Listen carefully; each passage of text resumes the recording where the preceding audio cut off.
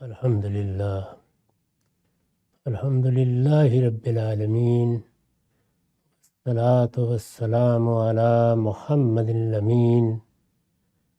اعوذ باللہ من الشیطان الرجیم، بسم اللہ الرحمن الرحیم۔ خواتین و حضرات، ہم سورہ کہف کی آیت 52 سے درس کی ابتدا کر رہے ہیں۔ اس سے پیچھے استدلال تھا، اب قرآن کے عام اسلوب کے مطابق انذار کے مضمون سے اس کو مربوط کر دیا ہے۔ فرمایا یہ اس دن کیا کریں گے؟ اس وقت تو باتیں بنا رہے ہیں، دلائل کا ابطال کر کے اپنے ذوم کے مطابق خوش ہو رہے ہیں۔ یہ اس دن کیا کریں گے جس دن خدا کہے گا کہ اب ان کو پکارو جنہیں تم میرا شریک سمجھتے تھے۔ یعنی دنیا میں تم نے اپنے طور پر یہ فیصلہ کیا کہ خلق تو پروردگاری کی ہے، لیکن اس کے نظم میں اس نے کچھ لوگوں کو شریک کر لیا ہے۔ فلاں کو یہ اختیار دے دیا ہے، فلاں کو یہ اختیار دے دیا ہے، فلاں کی یہ حیثیت ہے، فلاں کی وہ حیثیت ہے۔ یہ سب تمہاری زبان کی باتیں تھیں۔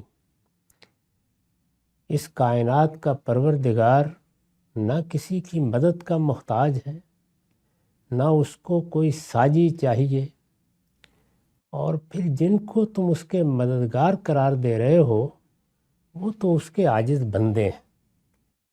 میں نے پچھلی نشست میں عرض کیا تھا کہ اللہ تعالیٰ کے پیغمبروں نے جب یہ بتایا کہ اللہ تعالیٰ نے ہم سے برتر کچھ مخلوقات بھی بنائی ہیں، مثال کے طور پر فرشتے ہیں، وہ ہمیں نظر نہیں آتے، وہ ایک نوری مخلوق ہے، اللہ تعالیٰ سے ان کو قرب حاصل ہے، وہ اس کے حکم کی پیروی کرتے ہیں۔ لوگوں نے یہ بات سنی تو جب یہ دیکھا کہ کائنات کے نظم میں کچھ ذمہ داریاں فرشتوں کو دی گئی ہیں، تو ان کی اس حیثیت کو فراموش کر کے کہ وہ بھی عباد الرحمن ہیں، وہ اللہ کے حکم کی پیروی کرتے ہیں، وہ اپنی طرف سے کوئی فیصلہ کرنے کے مجاز نہیں ہیں، ان کو اس سلطنت کے کسی حصے میں کوئی اختیارات نہیں دیے گئے، ذمہ داریاں تفویض کی گئی ہیں، وہ ان ذمہ داریوں کو انجام دیتے ہیں، ان میں سر منہ انحراف نہیں کرتے، جو حکم دے دیا جاتا ہے اس حکم کو نافذ کر دیتے ہیں۔ اسی طرح جنوں کے بارے میں پیغمبروں نے بتایا کہ وہ بھی ایک مخلوق ہے، وہ آگ سے پیدا کی گئی ہے، یا جدید تعبیر اختیار کر لیجئے تو انرجی کی کسی صورت سے پیدا کی گئی ہے۔ جب یہ بتایا گیا کہ وہ بھی غیر مرئی مخلوق ہے، اس کو بھی بڑی صفات اللہ تعالیٰ نے عطا فرمائی ہیں، وہ بھی عباد الرحمن ہیں، اللہ کے بندے ہیں، ان میں اور فرشتوں میں البتہ یہ فرق ہے کہ فرشتوں کو کسی امتحان میں نہیں ڈالا گیا، اللہ تعالیٰ نے ان کو ذمہ داریاں دی ہیں، وہ ان کو انجام دے رہے ہیں، اللہ کی تسبیح کر رہے ہیں، تقدیس کر رہے ہیں۔ ان کو ہماری طرح، ہم انسانوں کی طرح ارادہ و اختیار دیا ہے اور امتحان میں ڈالا ہے، اور ان سے بھی بالکل وہی تقاضے کیے ہیں جو تقاضے ہم سے کیے گئے ہیں۔ ان کے لیے بھی جنت ہے، ان کے لیے بھی دوزخ ہے، ان کی طرف بھی اللہ کے پیغمبر آئے ہیں، ہماری طرف بھی اللہ کے پیغمبر آئے ہیں، تو ان کا بھی تعارف کرا دیا گیا۔ انسانوں نے زمانہ فطرت میں، یعنی جب پیغمبروں کے دور میں کچھ وقفہ حائل ہو گیا، تو اپنے طور پر کچھ اختیارات، کچھ قوتیں ان کی طرف منسوب کر کے انہی کو اول معبود بنایا ہے۔ قریش کے بارے میں عرض کر چکا ہوں کہ ان کے ہاں فرشتوں اور جنوں ہی کو معبود بنایا گیا تھا، اور انہی کے پھر بت بھی بنا لیے گئے تھے۔ انبیاء علیہم السلام کی امتوں میں اگر ان چیزوں کی تردید کر دی گئی اور ان کے بارے میں توجہ دلا دی گئی، تو لوگوں نے خود انسانوں میں سے لوگوں کا انتخاب کر لیا۔ جیسے کہ ہمارے ہوں کوئی قطب ہو گیا، کوئی ابدال ہو گیا، کوئی غوث ہو گیا، تو اس طریقے سے کسی نہ کسی نوعیت کی دیو مالا یا میتھالوجی لوگ بنا لیتے، فرشتوں سے بنا لیں، جنوں سے بنا لیں جیسے کہ قرآن نے قریش کے بارے میں بتایا ہے، یا انسانوں سے بنا لیں جس طرح کے ہمارے ہاں بھی ہے اور مسیحیوں کے ہاں بھی ہے اور یہود کے ہاں بھی ہے۔ یعنی یہ وہ امتیں ہیں جن پر پیغمبروں نے حجت تمام کی ہے، ہر لحاظ سے حق کو واضح کر دیا ہے، دین کے بنیادی حقائق کے بارے میں کوئی وہام نہیں رہا، پھر ان کو یہ سعادت حاصل ہوئی ہے کہ یہ امتوں کی صورت میں اٹھے ہیں، لہٰذا بڑی حد تک دین کی ہدایت اپنی اساسی یا بنیادی تعلیمات میں محفوظ بھی رہی ہے، ان کے ہاں بھی یہ چیز پیدا ہو گئی۔ تو یہ وہ پس منظر ہے جس میں قرآن مجید نے پھر یہ کہا ہے، ان حقائق کو دیکھتے ہوئے، ان کو صاف سمجھتے ہوئے پھر بھی یہ جسارت انہوں نے کی کہ کسی نے فرشتوں میں سے کچھ کو معبود بنا لیا، کسی نے جنوں میں سے بنا لیا، کسی نے انسانوں میں سے بنا لیا، یہ کیا چیز ہے؟ تو اب ان سے پوچھو کہ یہ اس دن کیا کریں گے جس دن خدا کہے گا کہ اب ان کو پکارو جنہیں تم میرا شریک سمجھتے تھے۔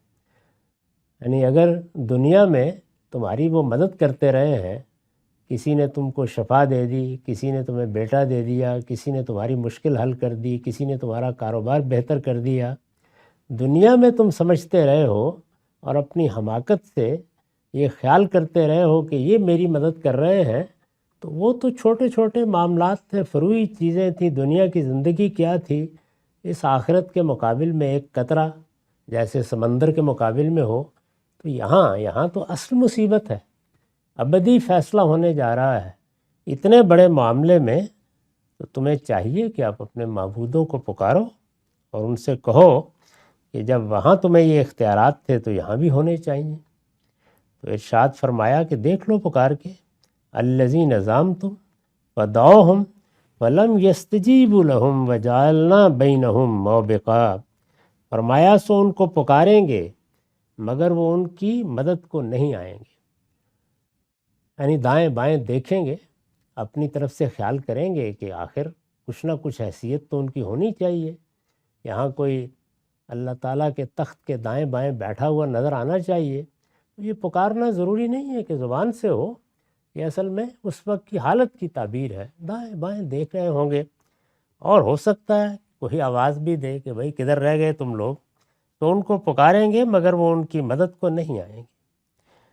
ہم ان کے درمیان ایک ہلاکت کا گڑھا حائل کر دیں گے، یعنی صورتحال یہ ہوگی کہ یہ بھی دوزخ کے کنارے پہ کھڑے ہوں گے، وہ بھی دوزخ کے کنارے پہ کھڑے ہوں گے، جن کو انہوں نے اپنا معبود بنایا، جن کی انہوں نے پرستش کی، جن کو بڑی حیثیت دی، سب اسی طرح ہوں گے۔ ہم ان کے درمیان ایک ہلاکت کا گڑھا حائل کر دیں گے اور یہ مجرم اس کی آگ کو دیکھیں گے اور سمجھ لیں گے کہ اسی میں گرنے والے ہیں۔ وَرَأَى الْمُجْرِمُونَ النَّارَ فَظَنُّوا أَنَّهُمْ مُوَاقِعُوهَا وَلَمْ يَجِدُوا عَنْهَا مَصْرِفًا، اور اس سے بچنے کے لیے وہ کوئی راہ نہ پا سکیں گے۔ اس میں ظاہر ہے کہ اب جو معبود بنائے گئے ہیں وہ ایک تو معبودان باطل ہیں جن کی کوئی حیثیت ہی نہیں ہے، اپنی طرف سے کچھ نام ہیں جو رکھ لیے، تصورات ہیں جو قائم کر لیے، وہ سب تو ہوا ہو جائیں گے۔ اگر دنیا میں کوئی ایسے شخص رہے ہیں کہ جنہوں نے خود سرکشی اختیار کر لی، لوگوں کو اپنا بندہ بننے کی دعوت دی یا کسی ضلالت کے علمبردار ہوئے، تو وہ بھی اسی طرح ہلاکت کے گڑھے پر کھڑے ہوں گے، یہ بھی اسی طرح ہوں گے۔ اور یہاں تک ان لوگوں کا تعلق ہے کہ جو اللہ کے پاکیزہ بندے تھے، وہ انبیاء تھے، شہداء تھے، صالحین تھے، صدیقین تھے، لیکن ان لوگوں نے ان کو اپنا معبود بنا لیا، تو ان کے اور ان کے درمیان یہ گڑھا حائل ہوگا، اس میں یہ گرنے والے ہوں گے، وہ ادھر اللہ کی جنت کے لیے پکارے جا رہے ہوں گے۔ تو وہاں ہر شخص اپنے اپنے مرتبے اور مقام کے لحاظ سے اپنی جگہ پر ہوگا۔ مطلب یہ ہے کہ نہ ان سے کوئی مدد ملے گی، نہ ان تک پہنچ سکیں گے، جن کو پکارتے رہے بناتے رہے وہ بھی ہوا ہو جائیں گے، اور جو فی الواقع کچھ ہستیاں تھیں وہ اپنے مرتبے، مقام اور اپنے اعمال کے لحاظ سے اپنی جگہ پر کھڑی ہوں گی۔ اگر جہنم کا کوئی مستحق ہے تو انہی کے ساتھ وہ بھی گڑھے میں گرنے والا ہوگا، اور اگر اللہ تعالیٰ نے کسی کو سعادت بخشی ہے تو یہ کہاں اس تک پہنچ سکیں گے۔ تو گویا محرومی کو ہر پہلو سے بیان کر دیا ہے کہ وہاں کوئی مدد کو نہیں آئے گا۔ وَيَوْمَ يَقُولُ نَادُوا الشُّرَكَاءَ الَّذِينَ زَعَمْتُمْ فَدَعَوْهُمْ فَلَمْ يَسْتَجِيبُ لَهُمْ وَجَعَلْنَا بَيْنَهُمْ مَوْبِقًا۔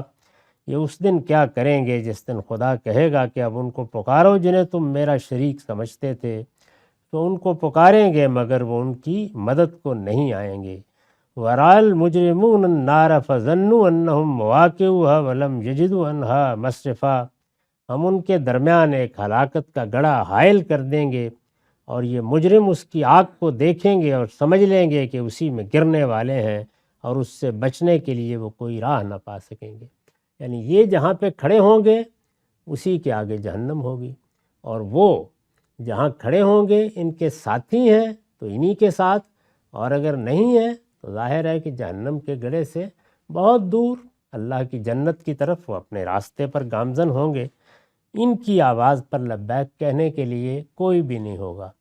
جن کے انہوں نے نام رکھے وہ محض نام رہ جائیں گے، جن کو پکارتے رہے اور ان کی کوئی حیثیت تھی اور انہوں نے بھی اسی ضلالت کی دعوت دی، وہ انہی کے ساتھی ہو کر جہنم میں پڑنے والے ہوں گے۔ اور اللہ تعالیٰ اپنے فرشتوں کو اور ان جنات کو بھی جنہوں نے حق کا ساتھ دیا، جو صحیح راستے پر گامزن رہے، جس طرح کہ قرآن مجید سے معلوم ہوتا ہے، شرف بخشے گا، سعادت بخشے گا، ان کے لیے جنت کی راہیں کھولے گا۔ یہی معاملہ انسانوں میں سے جن کو معبود بنا لیا گیا ان کا ہوگا۔ اگر انہوں نے کوئی دعوت نہیں دی، انہوں نے اپنے لوگوں کو یہ نہیں کہا کہ ہمیں پوجو یا ہم سے مانگو یا ہمیں مشکل کشا سمجھو، تو ظاہر ہے کہ وہ سرفرازی کے راستے پر گامزن ہوں گے، لیکن ان کے لیے ہلاکت کا گڑھا ہے۔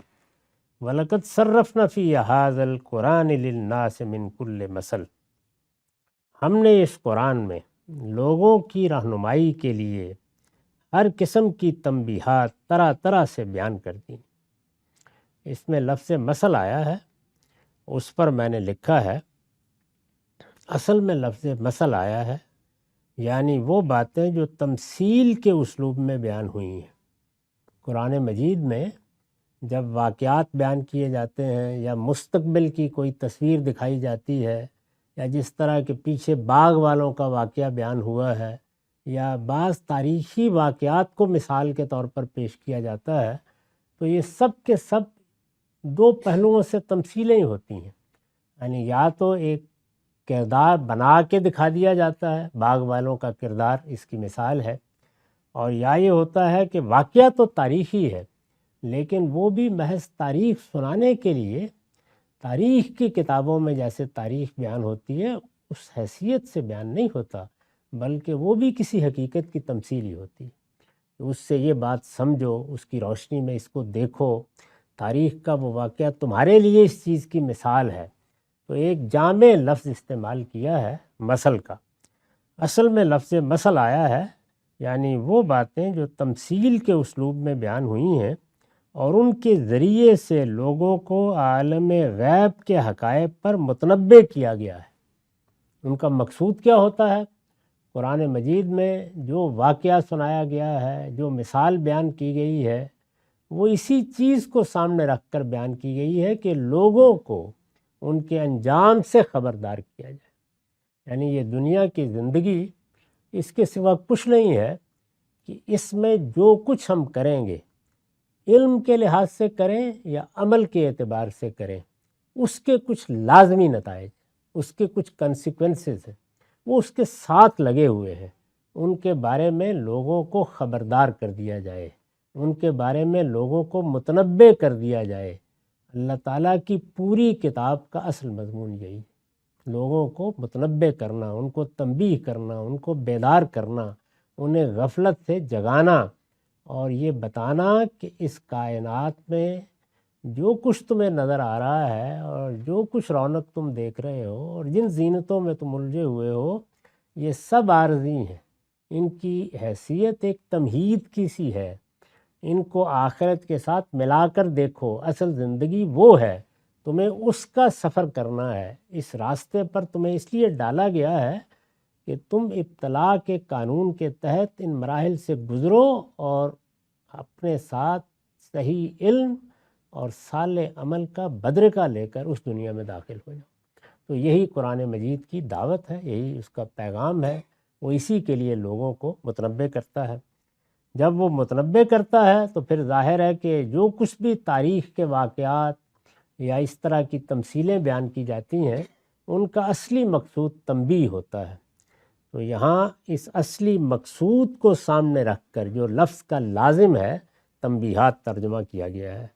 میں نے لکھا ہے چنانچہ تنبیہ اس لفظ کا لازم ہے، ہم نے ترجمہ اسی کے لحاظ سے کیا ہے۔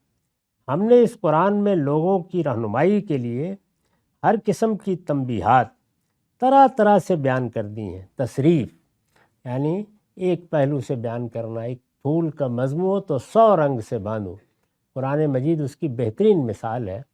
یعنی ایک بے مثال ادب پارہ جہاں سے اٹھائیے وہ ایک ہی مضمون ہے جس کو مختلف پہلوؤں سے ذہن نشین کر رہا ہے۔ لوگوں بیدار ہو جاؤ، لوگوں متنبع ہو جاؤ، وہ وقت آنے والا ہے جس میں تم پروردگار کے سامنے حاضر کیے جاؤ گے، تمہیں اپنے اعمال کے لیے جواب دہ ہونا ہے۔ تمہاری یہ دنیا کی زندگی بس یہاں کی رونق ہے، یہ عارضی زندگی ہے، اس میں جو کچھ تم کر رہے ہو اس کے کچھ نتائج نکلنے ہیں۔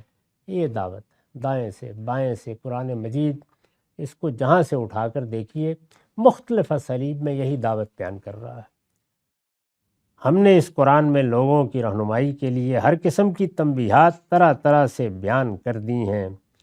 فرمایا وَكَانَ الْإِنسَانُ أَكْثَرَ شَيْءٍ جَدَلًا، مگر انسان سب سے زیادہ بحث کرنے والا واقع ہوا۔ یہ استدراک کی واو ہے۔ عربی زبان میں ایک واو ہی کافی ہوتی ہے، وہ لاکنہ کے معنی میں بھی آ جائے گی، استدراک کا مفہوم بھی ادا کر دے گی، بعض موقع پر استثناء کو واضح کرے گی، تفصیل کر دے گی، کسی چیز کی تعلیل کے لیے آ جائے گی، اس کے مختلف پہلو ہیں۔ تو یہاں پر اس طرح آئی ہے کہ مگر انسان سب سے زیادہ بحث کرنے والا واقع ہوا ہے۔ میں نے لکھا ہے یہ بات عام صیغے سے فرمائی ہے، یعنی انسان کا لفظ استعمال کیا ہے، مگر اشارہ انہی مخاطبین کی طرف ہے جن سے بحث ہو رہی ہے۔ ہم بھی ایسے ہی کرتے ہیں، ادب کی زبان میں یا خطابت کی زبان میں جب گفتگو کی جاتی ہے تو اس میں کچھ چیزیں سامعین کو براہ راست کہی جاتی ہیں، کچھ عام اسلوب میں بیان کی جاتی ہیں، خاص طور پر تنبیہ کی چیزیں تمثیلی اندازی میں بیان ہوتی ہیں، لیکن ان سے مراد عام نہیں ہوتا۔ کا مطلب یہ ہوتا ہے کہ مخاطبین کو بتایا جائے، تاہم قدر مشترک ان کی حقیقت کو یکساں کر دیتی ہے۔ یعنی میں بھی انسان ہوں، اگر اس وقت انسانوں کی کسی جماعت سے کوئی بات کی گئی ہے اور وہ ان کے انسان ہونے کی حیثیت سے ہے تو میرے اور ان کے درمیان مشترک ہے۔ وہ اگر ان کے اہل عرب ہونے کی حیثیت سے ہے تو ممکن ہے کہ میرا اور ان کا کوئی اشتراک نہ ہو۔ تو اس طرح جو انسان کی مختلف حیثیتیں ہیں، انسان کا لفظ بھی جب بولا جائے گا تو وہ ان حیثیتوں کے لحاظ سے استعمال ہو جاتا ہے، ہم بھی اسی طرح استعمال کرتے ہیں۔ تو یہاں پر انہی کو مخاطب کیا ہے، لیکن بات عام صیغے سے فرمائی ہے، اس لیے کہ جو بات کہی گئی ہے وہ انسان کی ایک خصوصیت ہے۔ یعنی جب اس کو صحیح بات بتائی جائے، اس کو اس کے تعصبات پر متنبع کیا جائے، جب اس کو کسی غلطی کے بارے میں توجہ دلائی جائے اور وہ غلطی اس کی تاریخ بن چکی ہو، وہ غلطی اس کا علم بن چکی ہو، وہ غلطی اس کی روایت بن چکی ہو، وہ غلطی اس کی میراث بن چکی ہو، بہت مشکل ہوتا ہے اس کو متنبع کرنا۔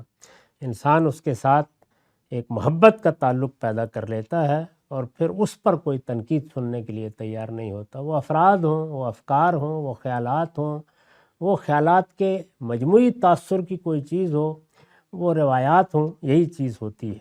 پھر وہ جھگڑا کرتا ہے، بحث کرتا ہے، اس کو آسانی سے چھوڑنے کے لیے تیار نہیں ہوتا۔ تو اس سے یہ معلوم ہوتا ہے کہ اس دنیا میں اللہ تعالیٰ نے ہمیں جس امتحان میں ڈالا ہے وہ بنیادی طور پر ہماری جبلتوں اور ہماری خواہشوں، ہمارے جذبات کے مقابل میں ہمارے اخلاقی وجود کی برتری قائم رکھنے کا امتحان ہے۔ یعنی میرے اندر جو ایک اقدار کا تصور دیا گیا ہے، مجھے ایک اخلاقی وجود بنایا گیا ہے، میں ایک مورل بینگ ہوں، اسی کو مجھے دریافت کرنا ہے۔ انسان کے لیے سب سے بڑی چیز یہی ہے کہ وہ اپنے پروردگار کو دریافت کر لے، اس کی معرفت حاصل کر لے اور اس طرح گویا لازمی طور پر اپنے بندہ ہونے کو پہچان لے اور اس کے بعد اپنے اخلاقی وجود کو قائم رکھے۔ یہ چیز ہے کہ جس کو پھر ایک کشمکش سے گزرنا ہے، کیونکہ میری آپ کی خواہشیں اور تمنائیں اور آرزوئیں اور ہمیں جو جذبات دیے گئے ہیں اور ہماری جبلتوں کو جس طرح موزور بنا دیا گیا ہے، اور ظاہر ہے کہ ابتلا کے لیے بنایا گیا ہے، تو اس کشمکش کو بعض اوقات ہم دیکھ نہیں پاتے۔ تو ایک جدلیات وہ ہے جس کو فلسفیوں نے افکار میں دریافت کیا ہے، ایک جدلیات وہ ہے جس کو طبقات میں دریافت کیا گیا ہے، لیکن ایک جدلیات وہ ہے کہ جو ہماری جبلتوں میں اور ہمارے اخلاقی وجود میں ہے، وہ اصل میں مذہب کا موضوع ہے۔ وہ بھی یہ کہتا ہے کہ انسان کو اپنے اخلاقی وجود کو اور اس کے اندر جو قدروں کا شعور دیا گیا ہے، ویلیوز کا شعور دیا گیا ہے، اسے دریافت کرنا ہے۔ وہ جب اس کو دریافت کرنے میں ناکام ہوتا ہے اور پھر اسے توجہ دلائی جاتی ہے تو بحث کرنا شروع کر دیتا ہے۔ اس پر تبصرہ کیا ہے، مگر انسان سب سے زیادہ بحث کرنے والا واقع ہوا ہے۔ وَمَا مَنَعَ النَّاسَ أَن يُؤْمِنُوا إِذْ جَاءَهُمُ الْهُدَىٰ وَيَسْتَغْفِرُوا رَبَّهُمْ إِلَّا أَن تَأْتِيَهُمْ سُنَّةُ الْأَوَّلِينَ أَوْ يَأْتِيَهُمُ الْعَذَابُ قُبَلًا۔ جب ان کے پاس ہدایت آ چکی تو ان لوگوں کو ایمان لانے اور اپنے پروردگار سے مغفرت مانگنے سے یہی چیز روک رہی ہے کہ اگلوں کا معاملہ ان کے لیے بھی ظاہر ہو جائے یا عذاب ان کے سامنے آ کھڑا۔ یعنی انسان کا معاملہ کیا ہے، نتیجے کو دیکھنے کے لیے بےتاب ہو جاتا ہے اور ساری بحث اسی سے متعلق ہو جاتی ہے۔ انسان کو بتایا جاتا ہے کہ نتیجہ تو عقلی لحاظ سے سامنے نظر آ رہا ہے، وہ ایک پیش پا افتادہ حقیقت ہے۔ تمہارا امتحان یہی ہے کہ اس نتیجے کے سامنے آنے سے پہلے اس کو پہچان لو۔ اس کے آنے کے بارے میں اگر تمہیں گمان غالب بھی حاصل ہو گیا ہے تو علم و عقل کا تقاضا یہ ہے کہ اس نتیجے کی تیاری کرو، لیکن وہ اس کو آسانی سے قبول کرنے کے لیے تیار نہیں ہوتا، اور یہی چاہتا ہے یا اس کا تقاضا کرتا ہے، اور دونوں پہلوؤں سے کرتا ہے۔ ایک غافل لوگوں کا یا غفلت شعار لوگوں کا طریقہ ہوتا ہے کہ آئے گا تو دیکھ لی جائے گی، اور بعض لوگ مورچہ باندھ کر بیٹھ جاتے ہیں کہ آئے گا ہی نہیں، ہم اس کو ماننے کے لیے تیار نہیں ہیں۔ تو دونوں رویے ہوتے ہیں، دونوں رویے انسان کے لیے تباہی اور بربادی کا باعث بن جاتے ہیں۔ تو یہاں ان دونوں ہی کو سامنے رکھ کر یہ کہا ہے کہ اب ہونا تو یہ چاہیے تھا کہ ہدایت آ گئی، اللہ کا پیغمبر مبعوث ہو گیا، بہت بڑی نعمت اللہ تعالیٰ کی مل گئی۔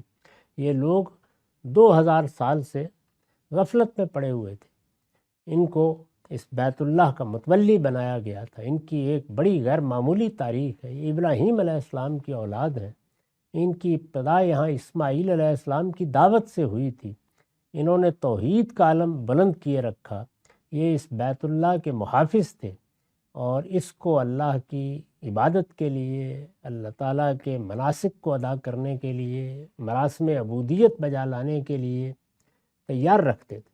یہ سب باتیں ان کو معلوم تھیں، انہوں نے اپنی تاریخ کی ابتدا اسی سے کی تھی، لیکن بتدریج یہ شرک میں مبتلا ہوتے چلے گئے، شریعت کو پس پش ڈالتے چلے گئے، اور اب صورت یہ ہے کہ اللہ تعالیٰ نے بہت بڑا کرم فرمایا، ان کے ہاں پیغمبر کی بعثت ہو گئی ہے۔ جو ہدایت پاس تھی اس کو بھی صاف کر کے، اصلاح کر کے ان میں رائج کر دیا گیا ہے، اس کی حقیقت واضح کر دی گئی ہے۔ دین ابراہیمی کی روایت ایک مرتبہ پھر زندہ ہوئی ہے، اور اللہ تعالیٰ نے اب آگے انسانیت کو جو کچھ ہدایت دینی تھی اس کے ملنے کے لیے بھی پیغمبر ان کے درمیان آ گیا ہے۔ جب ان کے پاس ہدایت آ چکی تو اب ایمان لانا چاہیے تھا، اب تو لبیک کہنی چاہیے تھی، اب پروردگار سے مغفرت مانگنی تھی۔ اس میں دونوں لفظ بڑے اہم استعمال ہوئے ہیں، یعنی انسان کو خواہ انفرادی حیثیت سے یا اجتماعی حیثیت سے جب ہدایت میسر ہو جائے تو اس سے دو مطالبے ہیں۔ ایک یہ کہ وہ ہدایت کو ہدایت کی حیثیت سے آگے بڑھ کے قبول کرے۔ انسان کا یہ بڑا امتحان ہے، یہ اصلاً علم کا امتحان ہے، اس میں اس کو کامیاب ہونا چاہیے۔ اس میں کامیابی کے لیے سب سے اہم چیز یہ ہے کہ ہم ہر لحظے اپنے آپ کو حق کے لیے تیار رکھیں، کبھی کسی تعصب میں مبتلا نہ ہوں، نہ وہ شخصی ہو، نہ وہ کسی فرقے کا ہو، نہ وہ کسی امت کا ہو، نہ وہ تاریخ کا ہو، نہ وہ روایات کا ہو۔ حق کے سچے طالب بن کر رہیں، تاکہ ہدایت جس وقت بھی جس صورت میں بھی آئے ہم اس کا استقبال کرنے کے لیے تیار ہوں۔ تو ایک چیز یہ ہے۔ دوسرے یہ ہے کہ انسان جب ہدایت سے محروم ہوتا ہے یا کسی حد تک ہدایت میں التباس پیدا ہو جاتا ہے، وہ واضح نہیں رہتی، تو اس کا سب سے برا اثر یہ ہوتا ہے کہ بعض غلطیاں، بعض کوتاہیاں انسان کے لیے ہنین مریا ہو جاتی ہیں، یعنی ان کے بارے میں وہ متنبع نہیں رہتا۔